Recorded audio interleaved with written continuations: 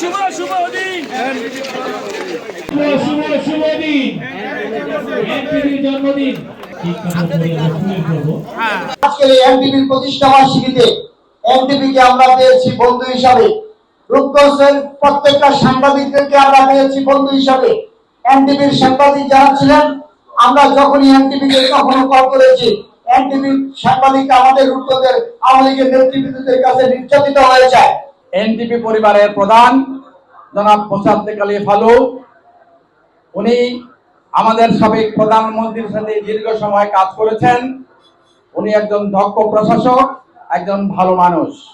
এই ভালো মানুষটি দীর্ঘ সময় এই বাংলাদেশে ছিলেন না, বাংলাদেশের বাইরে ছিলেন। এই পতিত স্বৈরাচারের তিরোধানের পরে এই দেশ থেকে বিদায় হওয়ার পরে জনাব মোসাদ্দেক আলী ফালু এনটিভির প্রতিষ্ঠাতা বাংলাদেশে এসেছেন। আমি তারও আজকে সুস্বাস্থ্য এবং দীর্ঘায়ু কামনা করছি। এনটিভি একটি জাতীয় সম্প্রচারের একটি স্তম্ভ, ইলেকট্রনিক মিডিয়াগুলির মধ্যে অন্যতম। আমরা অনেক ইলেকট্রনিক মিডিয়া দেখেছি, আমরা এটিএন বাংলার মুন্ডি শাহকে দেখেছি। তারা কিভাবে একটি সরকারকে ধ্বংস করতে পারে, একটি রাষ্ট্রকে ধ্বংস করতে পারে, সেটা সাক্ষী এরকম অনেক সাংবাদিক আছেন। পতিত স্বৈরাচারের স্তুতিকে তাদের নির্জলা মিথ্যাকে সত্য প্রমাণিত করার জন্য চেষ্টা করেছেন এই সাংবাদিকরাই। সাগর রুনি হত্যার আজকেও বিচার হয় নাই। এটা বিচার হওয়ার মতো অবস্থা আজকেও আছে বলে আমার মনে হয় না। তাই আজকে আমি যে কথাটি বলতে চাচ্ছি, আজকে এই বাংলাদেশে তোফাজ্জল হোসেন মানিক মিয়ারও জন্ম হয়েছে সাংবাদিক হিসাবে, যিনি ৭১-এর মুক্তিযুদ্ধকে ত্বরান্বিত করেছেন, তার পক্ষে কথা বলেছেন। আইয়ুব খানের রক্তচক্ষুকে উনি কোন সময় তোয়াক্কা করেন নাই। ইত্তেফাকের উপরে হামলা হয়েছে, ইত্তেফাকের ভবন ভাঙা হয়েছে, তারপরে তোফাজ্জল হোসেন মানিক মিয়া মাথা নত করেন নাই। তাই আমাদের দালাল সাংবাদিকও আমাদের সামনে আছে, বীর যোদ্ধা সাংবাদিকও আমাদের সামনে আছে। যে কারণে আমাদের ফ্যাসিজম অনেক বেশি দীর্ঘায়িত হয়েছে, 16টা বছর। এবং এই ফ্যাসিজমের দ্বারা শুধুমাত্র আমাদের সাধারণ মানুষের পাশাপাশি যারা সাংবাদিক অনেকে নিগৃহীত হয়েছেন, লাঞ্ছিত হয়েছেন, হত্যার শিকার হয়েছে।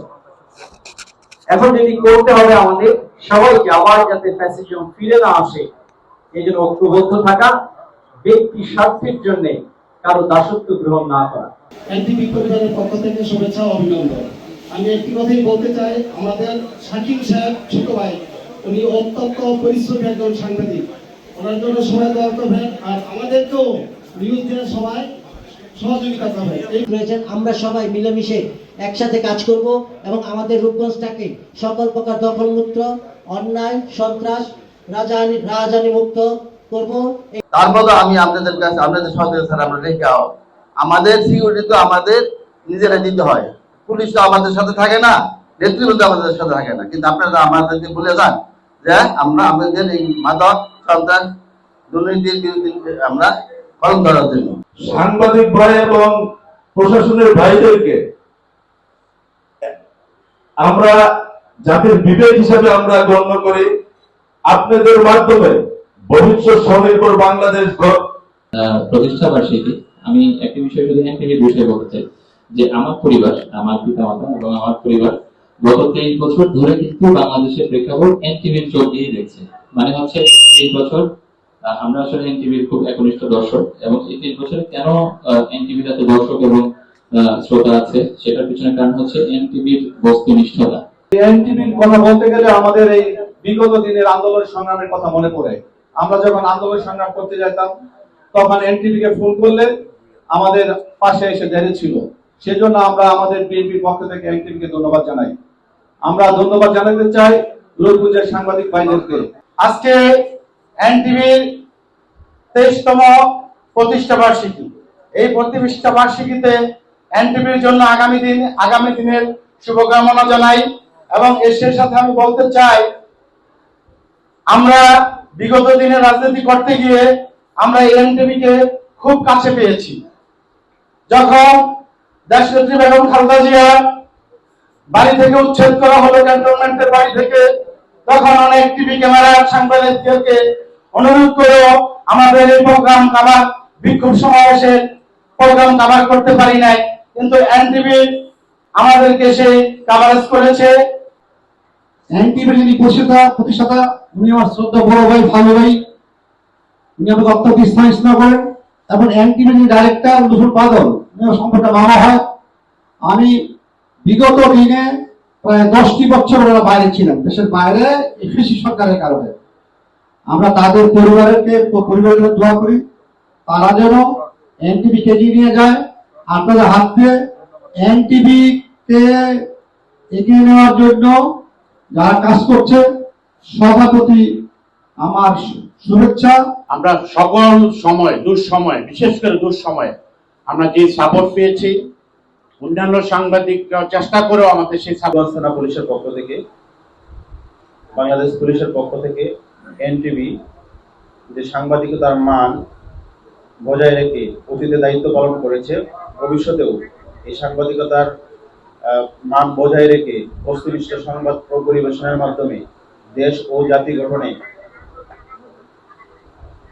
সমৃদ্ধ ভূমিকা রাখবে এই প্রত্যাশা ব্যক্ত করে এনটিভির উত্তরোত্তর সমৃদ্ধ কামনা করে আজকের এই সংক্ষিপ্ত বক্তব্য শেষ। চ্যানেল 23 বছরে আমি এনটিভি সম্বন্ধে আমি যতটুকু জানি, অনেক সংগ্রাম, অনেক বলতে গেলে এনটিভিরও আসলে অনেক খারাপ সময়ের মধ্যে দিয়ে যেতে যাওয়ার পরেও কিন্তু তারা 23টি বছর সার্ভাইভ করে তাদের জনপ্রিয়তা কিন্তু কিছু একদমই কমেনি আমি মনে করি।